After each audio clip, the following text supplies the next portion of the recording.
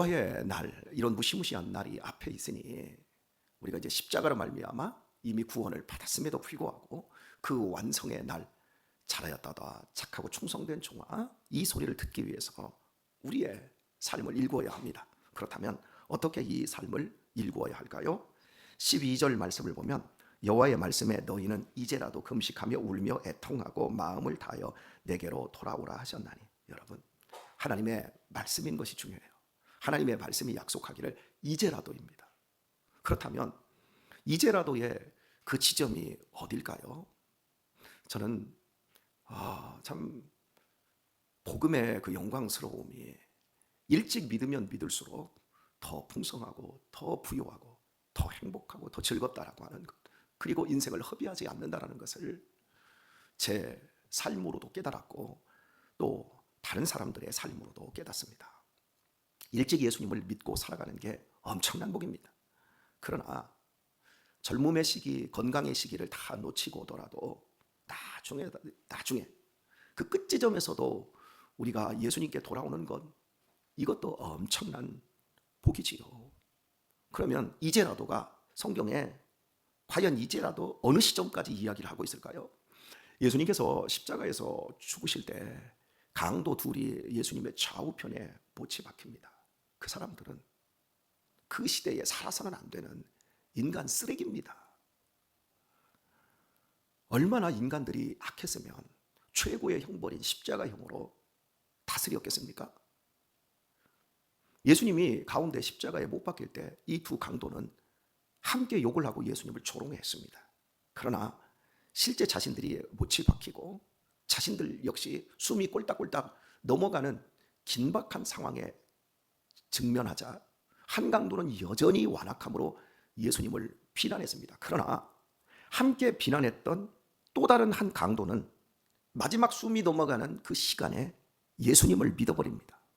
당신의 나라 임할 때 나를 좀 기억해달라. 당신이 말하는 당신의 나라가 있고 그 당신의 나라가 지금 여기에 임하였다면, 그래서 당신이 그 나라에 죽음으로 지금 들어간다면 나 역시 들어갈 수 있게 해달라.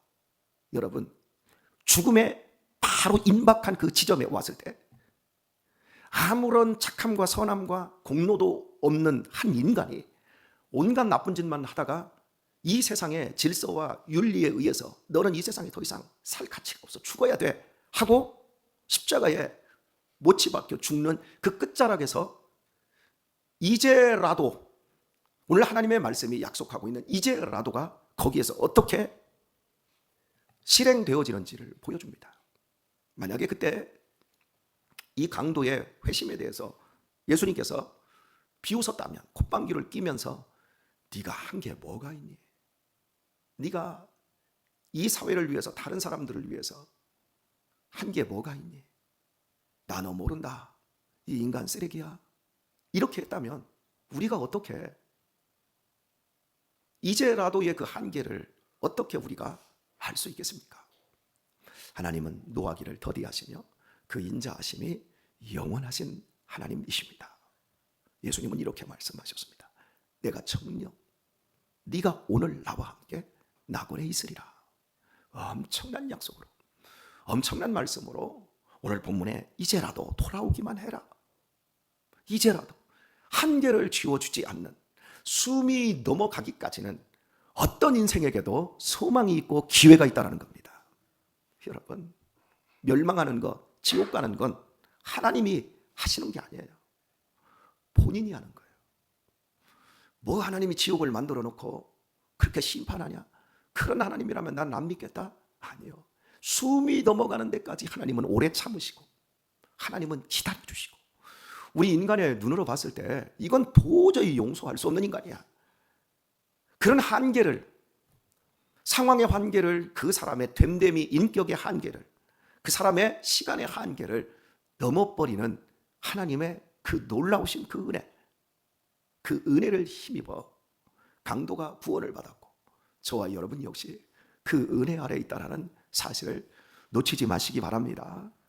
교회 안에서 믿음 생활하면서도 참 자기 고집이 세고 자기 생각대로 종교 생활하는 사람들이 많습니다.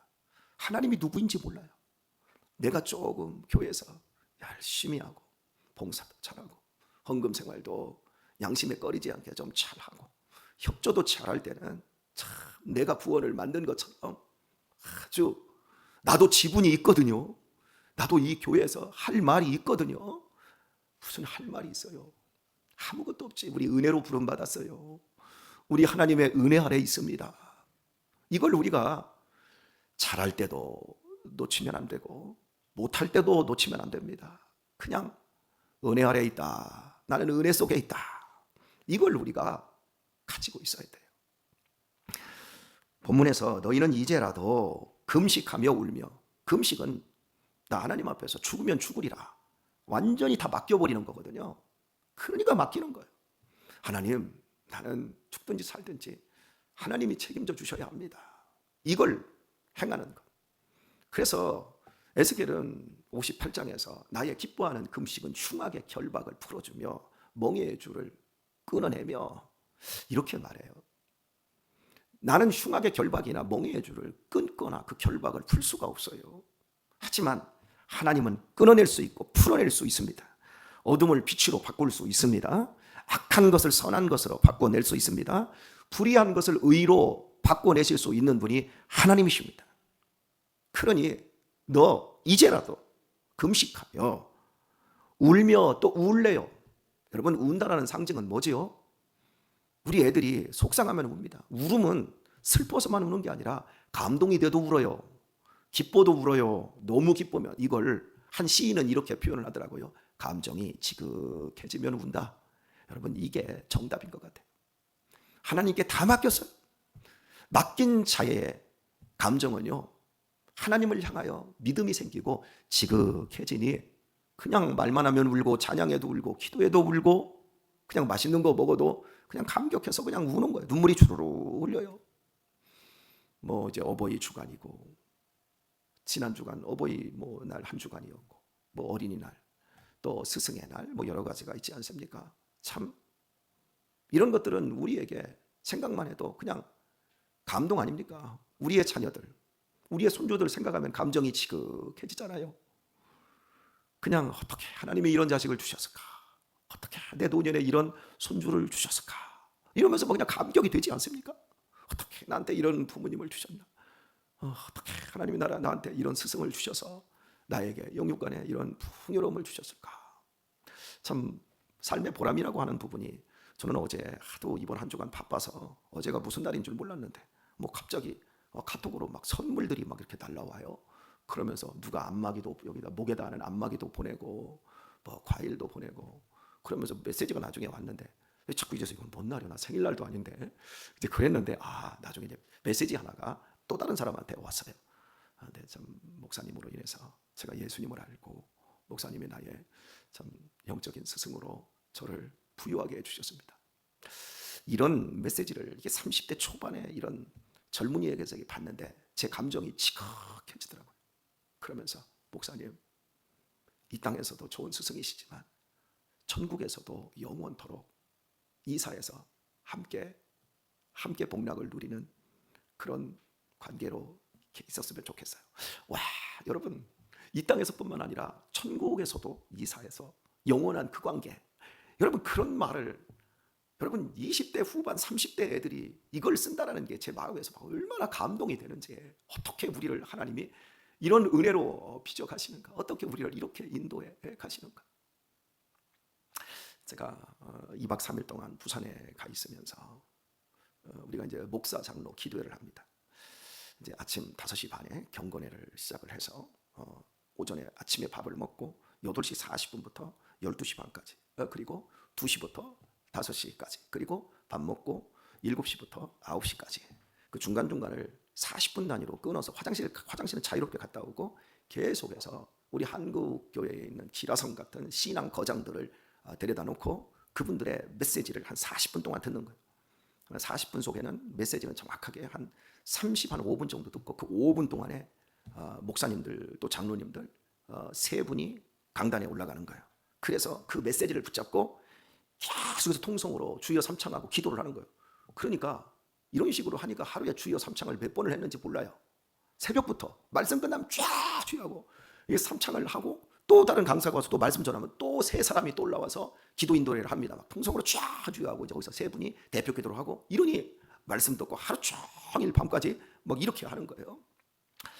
참 우리 한국교회에 그래도 희망이 있다. 한 3천 명도 넘는 사람들이 이렇게 목사님, 장로님들이 모여서 그렇게 2박 3일 동안 기도를 해요. 참 근데 저는 이제 주여하고 이제 기도하면서 그런 한편으로는 감격적인데 내 마음속에서 오늘 본문에서 울며라고 하는 이 부분, 주여라고 하는 소리는 굉장히 세게 나오는데 눈물은 안 나온다라는 것 대부분. 그리고 이제 강단에 올라가신 분들 가운데 강단에 올라가셔서 기도 인도하시는 분들은 정말 큰 교회를 섬기시는 그런 목사님들이잖아요. 근데 그 중에 강단에 올라가서 사회 보시고 또 부르짖었던 그런 목사님들이 계신데 제가 이제 내려왔는데 또 제가 고춧가루 아닙니까? 뭐 그렇게 소리를 뻑뻑 지르냐? 제가 그렇게 얘기를 했더니 또 그 목사님께서 하시는 말, 진행위원들이 목사님 좀 세게 해주세요. 이래서 목을 너무 잡았더니 좀 힘들다. 이제 이렇게 얘기를 해요. 여러분, 부르짖는 그 부분과 울음은 따로 분리될 수가 있어요. 그런데 하나님께서 지금 우리에게 이제라도 돌아오는데 금식하며 울며 애통하고 또 마음을 다하여, 마음 다하지 않고도 주여 삼창할 수 있어요. 중요한 건 하나님께서 지금 우리에게 돌아오는 자리를 누구에게 지금 말씀하고 있냐면 믿지 않는 이방 세계를 향하여서 말씀하고 있는 본문이 아니라 여호와의 날이 뒤에 있었다. 나는 이미 십자가를 통과해서 예수님을 믿고 있는 사람이다. 이스라엘 백성들에게 이야기를 하고 있어요. 즉 저와 여러분에게 말씀을 하고 있어요. 우리가 예수님을 믿고 난 이후에는 뭐 금식이 필요하냐? 다 율법이 이미 완성이 되었는데 우리가 울 필요가 있냐? 항상 웃으면서 행복하게 살아야 하지라고 하는 부분이 우리에게 맞습니다. 자, 애통하기보다 감사할 수가 있습니다. 그런데 하나님이 마지막에 마음을 다하여라고 말합니다. 여러분 마음을 다해서 믿음 생활을 해보십시오. 마음을 다 해지지 않습니다. 마음이 막 사방간대로 막 찢어져 가지고 우리가 이 새벽에 기도할 때 마음이 하나님께로 온전히 다 갑니까? 마음을 다 하려고 하면 그때부터 마음이 막 이쪽 갔다 저쪽 갔다 그냥 다 사방간대로 찢어지는 걸 여러분 보잖아요. 그래서 우는 거예요. 그래서 소리 지르는 거예요. 그래서 절규하는 거예요. 우리는 하나님이 붙잡아 주지 않으면 안 되는 인생이라는 것. 기도할 때 그 기도가 나의 공로가 아니라는 것. 우리가 하나님 앞에 신앙생활하고 사는 모든 것이 다 하나님이 붙잡아 주시는 은혜라는 것. 이걸 확인하는 사람은요, 심령이 가난해질 수밖에 없고 애통해질 수밖에 없고 눈물이 앞을 가릴 수밖에 없어요. 하나님께서 우리들에게 이렇게 만들어 주시겠다라고 하는 그 놀라운 비전을 여호와의 날과 함께 우리가 꼭 맞는 사람이 될 수밖에 없도록 만들어 주신다. 그 약속을 이제 이 본문이 이제 결국 하고 있는데요. 시간이 많이 갔으니까 오늘의 말씀을 맺도록 하겠습니다. 여기 평택호 나가는 아산만 나가는 이 통북시장에서부터 옆에 전변길이 있습니다. 거기서부터 전변길을 따라 가다 보면 팽성대교를 지나서 이제 안성천이 나옵니다. 그 안성천으로 해서 아산만까지 자전거 길이 잘 되어 있습니다. 우리 아이들하고 그 자전거 길을 참 많이 탔는데요. 우리 아들들하고 자전거를 타면 우리는 자전거가 제게 그 자전거가 40만 원짜리예요. 비싼가요? 40만 원짜리인데 이제 자전거를 타다 보면 여자분들이 막 자전거를 타고 다니는데 막 티타늄 막 이러고 1,000만 원이 넘어요. 뭐 어떤 분은 뭐 같이 얘기하면서 자기들끼리 이거 2천만 원 막 그래요. 왜 그럴까요, 여러분? 그렇게 가벼운 자전거를 왜 타지요? 잘 나가게 하려고. 그죠? 생활 자전거는 안 나가요. 그래가지고 이 자전거에서 여러분 자전거의 그 잘 나가게 하려고 자전거를 가볍게 하는데 1kg를 줄이는데 1kg을 줄이는데 한 4kg? 아니요 죄송합니다. 1kg를 줄이는데 한 400만 원 정도가 돈이 든대요. 그게 자전거가 이렇게 뛰는 거예요. 키로수를 줄이는데. 그런데 자전거를 타는 데 있어서 제일 중요한 게 뭐죠? 다리 힘이죠. 그죠? 다리 힘이 좋아야 된다. 자전거가 가벼워야 된다. 여러 가지 이야기를 하지만 실제 현장에 나가서 자전거를 타보면요. 자전거가 잘 나가려면요. 바람이 어디서 부느냐예요. 바람이 앞에서 불면 아무리 3천만 원짜리 자전거를 타도 징그럽게 안 나갑니다. 그런데 생활자전거 7만 원짜리를 타도 바람이 뒤에서 불면 어떻게 되죠? 자전거가 쌩쌩 3천만 원짜리보다 더 잘 나갑니다. 사랑하는 성도 여러분, 우리의 삶에서 당연한 것 아무것도 없습니다. 내가 지금 사는 것 당연하지 않습니다. 내가 건강한 것 절대 당연할 만한 이유가 하나도 없어요. 모두 하나님의 은혜입니다. 우리의 사고는 당연의 세계에서 은혜의 세계로 와야 합니다. 바람을 타야 합니다. 은혜의 바람을 타야 합니다. 너희가 이제라도 내게 돌아오라고 하는 것은, 하나님의 백성들에게 이제라도 내게 돌아오라고 하는 건 교회 안에 왔으면서도 여전히 당연하지 뭐. 아니요, 당연하지 않아요. 내가 사는 모든 게 은혜입니다. 이 은혜의 세계로 돌아온 사람만 금식할 수 있고, 은혜의 세계로 돌아온 사람만 울 수 있고, 마음을 드릴 수 있고, 은혜의 세계로 돌아온 사람만이 애통하며 믿음의 부유함을 누리는, 거기에서 하나님의 인자하심과 하나님의 그 놀라우심을 다 경험하며 살게 되어지는 겁니다. 이제라도 은혜의 세계 속에서 우리 하나님께 다 맡겨버리고 사는 날 동안 내 몸의 피가 식어지고 내 몸이 굳어질 때까지, 사랑하는 교회 여러분, 예수 그리스도의 은혜의 세계 속에서 하나님의 나라를 일구며 많은 사람들을 초청하고 그들을 격려하고 기다려주는 이 멋진 삶을 살아내는 우리 귀한 성도님들 다 되시길 예수님의 이름으로 축원드립니다.